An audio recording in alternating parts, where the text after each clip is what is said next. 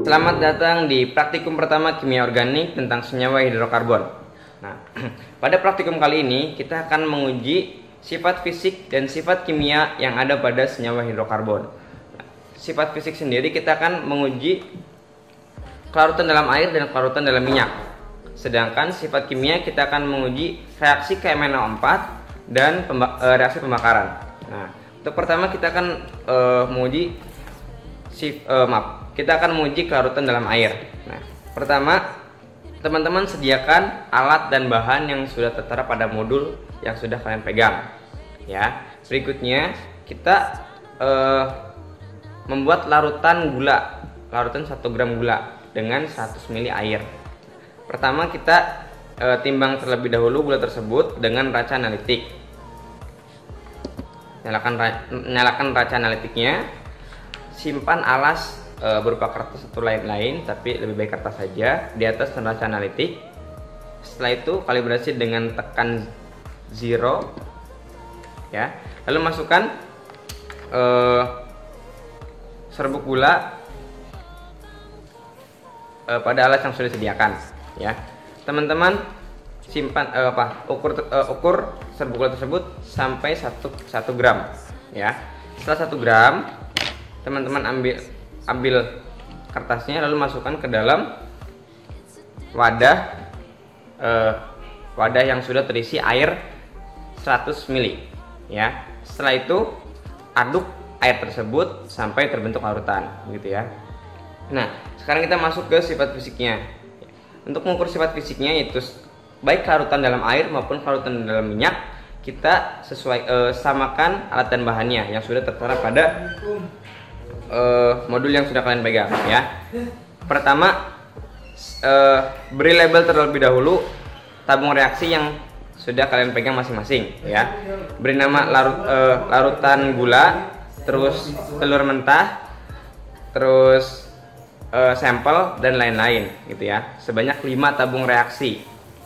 Nah, jumlah tetes setiap bahannya itu ada 5 tetes, ya. Nah, nanti untuk larutan dalam air, teman-teman masukkan 5 tetes air setiap bahannya. Setelah itu dikocok, lalu lihat reaksi yang terjadi, ya. Misalkan airnya di atas, berarti terus saja di atas, atau mungkin larutan gulanya di atas. Silakan nanti teman-teman amati hasilnya. Pun juga dengan larutan minyak. Nanti bahan-bahan yang sudah ada, teman-teman teteskan 5 tetes minyak, ya. Sebanyak 5 tetes, baik itu larutan gula maupun telur mentah sampai sampel, gitu ya. Nah, itu untuk sifat fisik senyawa hidrokarbon, baik larutan dalam air maupun larutan dalam minyak, ya. Nanti hasilnya silakan teman-teman lihat setelah dikocok tadi, ya. Posisinya, terus misalkan atau mungkin terjadi reaksi apa, teman-teman nanti catat di lampiran teman-teman.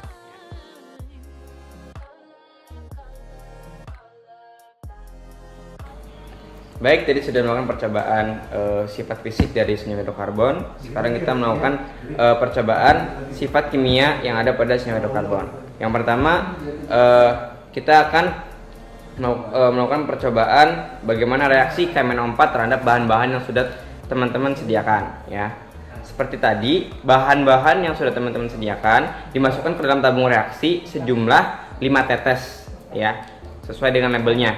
Berikutnya, teman-teman teteskan senyawa KMnO4 ini ke dalam setiap tabung, ya, setiap tabung yang teman-teman sudah beri label. Teteskan sampai berubah warna.